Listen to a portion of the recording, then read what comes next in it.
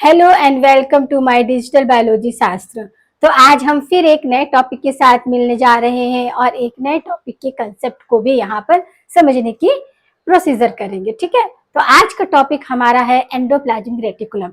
जैसे कि हमें पता है ये एक सेल ऑर्गेनेल होता है। जो हमारी सेल होती है वो अपने काम को अच्छी तरह से कर सके, इसलिए उनमें हेल्प के लिए ऑर्गेनेल्स होते हैं जो डिफरेंट डिफरेंट फंक्शन करते हैं। तो उन्हीं में से एक ये इम्पॉर्टेंट ऑर्गेनेल होता है। हम कह सकते हैं कि जो सेल की एक्टिविटीज में परफॉर्म करता है। तो इसको एंडोप्लाज्मिक रेटिकुलम को सबसे पहले जो ऑब्जर्व किया था उन्होंने गार्नियर ने किया था। कौन से साइंटिस्ट ने किया था?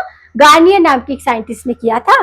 और इन्होंने इसको एर्गेस्टोप्लाज्म भी बोला था, मतलब एंडोप्लाज्मिक रेटिकुलम नहीं बोला था। इन्होंने इसको ऑब्जर्व किया और इसको एर्गेस्टोप्लाज्म बोला था। जबकि इसका जो डिस्कवरी का जो श्रेय है वो पोर्टर को जाता है, क्योंकि पोर्टर ने इसकी अल्ट्रा स्ट्रक्चर स्टडी की थी और इन्होंने बोला था कि ये एंडोप्लाज्मिक रेटिकुलम नाम भी दिया था। एंडोप्लाज्मिक रेटिकुलम क्या होता है? एक नेटवर्क होता है जो पूरे इसमें फैला हुआ रहता है। और ये जो होता है extension of nuclear membrane in outside. ठीक है, तो जैसे कि हमें पता है कि न्यूक्लियस जो होता है वो मेम्ब्रेनस ऑर्गेनेल होता है। सेल में हमारे कुछ ऑर्गेनेल जो होते हैं वो मेम्ब्रेनस होते हैं, कुछ नॉन मेम्ब्रेनस होते हैं। तो हमारा जो न्यूक्लियस आता है वो मेम्ब्रेनस में आता है। न्यूक्लियस में दो मेम्ब्रेन होती है, एक आउटर और एक इनर। तो आउटर मेम्ब्रेन से ही जुड़ा हुआ स्ट्रक्चर होता है। क्या? कौन सा? एंडोप्लाज्मिक रेटिकुलम का। Endoplasmic reticulum mostly two type होती है। एक होती है रफ एंडोप्लाज्मिक रेटिकुलम और दूसरी होती है स्मूथ एंडोप्लाज्मिक रेटिकुलम। जो रफ एंडोप्लाज्मिक रेटिकुलम होती है कंटेन्स आपका राइबोसोम्स, स्मूथ में डू नॉट कंटेन राइबोसोम्स। तो अब हम यहाँ पर इनका जो स्ट्रक्चर होता है उसके बारे में करेंगे। तो एंडोप्लाज्मिक रेटिकुलम का कोई भी ये कह सकते हैं कि हम पर्टिकुलर, जैसे कि न्यूक्लियस को हम क्या बोल सकते हैं कि राउंड शेप है, और माइटोकॉन्ड्रिया को क्या बोल सकते हैं? शू शेप है। बट हम इसको ये नहीं बोल सकते हैं कि कैसा, क्योंकि ये तीन डिफरेंट कंपोनेंट से मिलकर बना होता है, या तीन अदर्स इसके कंपाउंड्स होते हैं जिनसे मिलकर बना होता है कंपोनेंट। तो ये होता है सिस्टर्नी, ट्यूबस एंड वेसिकल्स से मिलकर बना। तो ये एंडोप्लाज्मिक रेटिकुलम अपने आप में एक कंप्लीट स्ट्रक्चर नहीं होता है, इसके कुछ कंपोनेंट्स होते हैं जिससे ये पूरा स्ट्रक्चर में कन्वर्ट हो जाता है और फंक्शन करने में हेल्प करता है, परफॉर्म करता है। तो सिस्टर्नी, तो पहले हम सिस्टर्नी के बारे में पढ़ेंगे, फिर ट्यूबर्स और फिर वेसाइकल्स। तो सिस्टर्नी क्या होती है? अनब्रांच्ड होती है और इसका जो डायामीटर होता है वो 400 से 500 एंगस्ट्रॉम होता है और ये रफ एंडोप्लाज्मिक रेटिकुलम के लिए रिस्पॉन्सिबल होता है। जबकि आपका जो ट्यूबर्स होते हैं वो ब्रांच्ड होते हैं और इनका जो डायामीटर होता है वो 500 से 1000 एंगस्ट्रॉम होता है और ये जो होते हैं रिस्पॉन्सिबल स्मूथ एंडोप्लाज्मिक रेटिकुलम के लिए रिस्पॉन्सिबल होते हैं। अब लास्ट आया आपका वेसाइकल्स। तो वेसाइकल्स जैसे कि नाम से ये राउंड शेप होती है और स्वेलन स्ट्रक्चर होता है और इसमें जो होता है फिल इन केमिकल सब्सटेंसेस, इसमें केमिकल सब्सटेंसेस भरे होते हैं जो आगे चलकर ये जो वेसाइकल्स है एंडोप्लाज्मिक रेटिकुलम की, ये आगे चलकर क्या करती है? सेल का दूसरे सेल ऑर्गेनेल को परफॉर्म करती है, बनाने का भी काम करती है। जैसे कि गोल्जी कॉम्प्लेक्स, गोल्जी बॉडी को बनाने का काम ये करती है। तो यहाँ पर हमने तीन तरह के उसके कंपोनेंट्स के बारे में बताया। अब हम इसका जो रफ एंडोप्लाज्मिक रेटिकुलम है और स्मूथ एंडोप्लाज्मिक रेटिकुलम जो एक दूसरे से कैसे डिफर करते हैं उसके बारे में थोड़े से पॉइंट को स्टडी करने वाले हैं। ठीक है, तो हम स्टडी करते हैं रफ एंडोप्लाज्मिक रेटिकुलम। जैसे कि ये क्या होता है कि आपका इसको ग्रेनुलर बोलते हैं। ठीक है, क्यों ग्रेनुलर बोलते हैं? क्योंकि इसमें राइबोसोम्स के पार्टिकल्स चिपके हुए होते हैं। जबकि स्मूथ एंडोप्लाज्मिक रेटिकुलम में ऐसी कोई स्ट्रक्चर नहीं होता है, ऐसा कोई भी पार्टिकल्स चिपका हुआ नहीं होता है, इसलिए इसे agranular endoplasmic reticulum regular endoplasmic reticulum बोलते हैं। ठीक है, और ये जो होता है इसमें ये जो आपका रफ एंडोप्लाज्मिक रेटिकुलम होता है, तो क्या होता है कि इन दोनों की एक और क्वालिटी होती है कि ये रफ एंडोप्लाज्मिक रेटिकुलम है वो स्मूथ एंडोप्लाज्मिक रेटिकुलम में कन्वर्ट हो जाता है और स्मूथ एंडोप्लाज्मिक रेटिकुलम भी रफ में कन्वर्ट हो जाते हैं। यानी कि रिवर्सिबल प्रोसीजर होता है कि जब जरूरत पड़ती है तो SER में कन्वर्ट हो जाता है। और फिर इसके बाद क्या है कि जो आपका रफ एंडोप्लाज्मिक रेटिकुलम है वो मोर क्या होती है, मोर फ्लेक्सिबल होती है, जबकि आपका ये मोर डायनामिक होती है। ठीक है, ये मोर डायनामिक होती है। और आपका रफ एंडोप्लाज्मिक रेटिकुलम किसके लिए रिस्पॉन्सिबल होती है, प्रोटीन सिंथेसिस के लिए। और आपका स्मूथ एंडोप्लाज्मिक रेटिकुलम आपका लिपिड सिंथेसिस के लिए रिस्पॉन्सिबल होती है। अब ये जो मोस्टली आपका रफ एंडोप्लाज्मिक रेटिकुलम है, ये आपके लिविंग सेल में ये कौन कौन से सेल्स में होती है, जैसे कि आपका लीवर सेल में होती है, पैनक्रियाटिक सेल में होती है, और आपके नर्व सेल में होती है। वहीं आपके स्मूथ एंडोप्लाज्मिक रेटिकुलम जो है वो आपके मसल सेल में होती है। ठीक है, मसल सेल में होती है। और अब ये अपने फॉर्मेशन के अकॉर्डिंग, जब आपका ये जो liver cell, rough endoplasmic reticulum liver cell हो रही, तो जब नर्व सेल में जो होता है वो आगे परफॉर्म करती है नेसल्स ग्रेनुल को।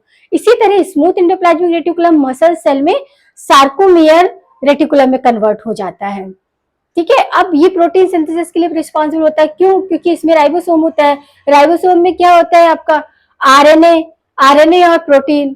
तो आरएनए और प्रोटीन क्या मिलके न्यूक्लिक एसिड हो गया, इसलिए ये नेचर में एसिडिक हो जाता है। इसलिए इसे बोलते हैं कि रफ एंडोप्लाज्मिक रेटिकुलम जो होती है वो बेसोफिलिक होती है, जबकि स्मूथ एंडोप्लाज्मिक रेटिकुलम ऐसी नहीं होती है, ऐसे नहीं होती है। अब रफ एंडोप्लाज्मिक रेटिकुलम क्या है आपका, कि इसमें आपके राइबोसोम्स होते हैं। राइबोसोम जैसे हमें पता है कि 2 यूनिट होती है आपका, 70S और 80S। ठीक है, और स्मूथ में तो राइबोसोम्स नहीं पाए जाते, तो उसमें यूनिट का तो कोई सवाल ही नहीं उठता है।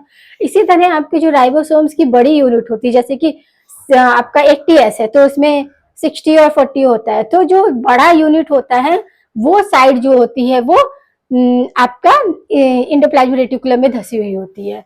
ठीक है, और इसमें इस तरह का कोई भी स्ट्रक्चर नहीं होता है। ठीक है, और अब ये क्या होते हैं, जो रफ एंडोप्लाज्मिक रेटिकुलम और एंडोप्लाज्मिक रेटिकुलम, स्मूथ एंडोप्लाज्मिक, ये दोनों ही क्या होते हैं कि मतलब माइक्रो बॉडीज को बनाने के लिए रिस्पॉन्सिबल। माइक्रो बॉडीज क्या, सेल ऑर्गेनेल में और भी बॉडीज होती है, जैसे कि आपका ये आपका पेरोक्सिसोम, ठीक है, ग्लाइकोसोम, और ये इस तरह की माइक्रो बॉडीज को बनाने में हेल्प करते हैं। ठीक है, और इनका जो पोजीशन होता है, क्योंकि ये न्यूक्लियर की तरफ होती है, तो जो आरएनए मतलब जो आपका रफ एंडोप्लाज्मिक रेटिकुलम होता है उसे सिस फेस भी कहते हैं। सिस फेस क्यों कहते हैं? क्योंकि ये जो होता है इससे जुड़ा हुआ होता है, और इसे सिस फॉर्म या फिर आपका फॉर्मिंग फॉर्म या फिर कॉन्वेक्स फॉर्म भी कहते हैं। एक और यहाँ पर हम बात करेंगे कि जो गोल्जी बॉडी होती है ना, वो पोलरिटी को शो करती है। केवल एक ऐसा सेल ऑर्गेनेल है जो पोलरिटी को शो करता है, वो इसी की वजह से। क्यों?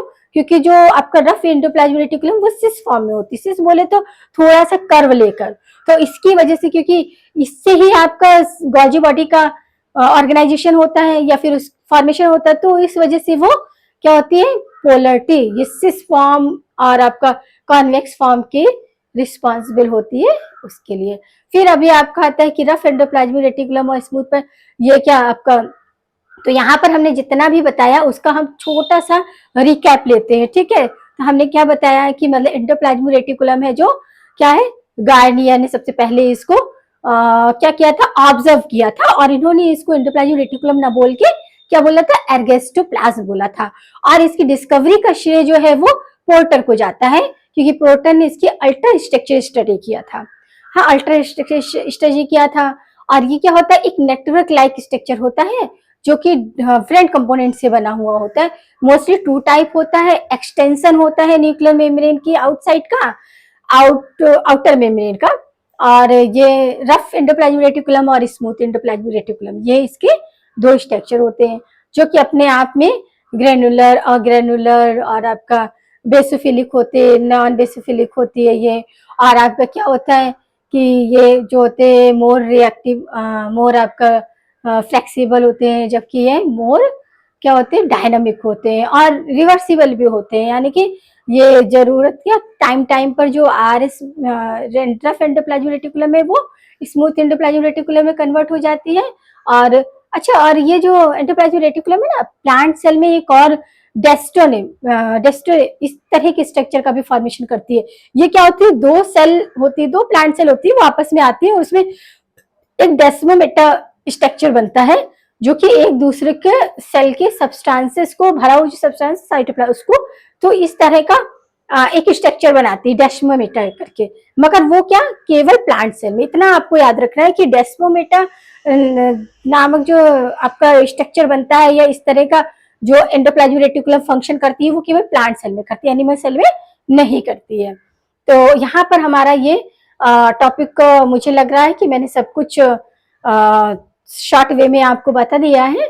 और अब हमारा यहाँ पर ये टॉपिक फिनिश होता है। अब हम फिर मिलेंगे अगले एक नए टॉपिक के साथ। तब तक आप मेरे इस चैनल को लाइक करिए, सब्सक्राइब कीजिए और बेल आइकन को भी प्रेस कीजिए।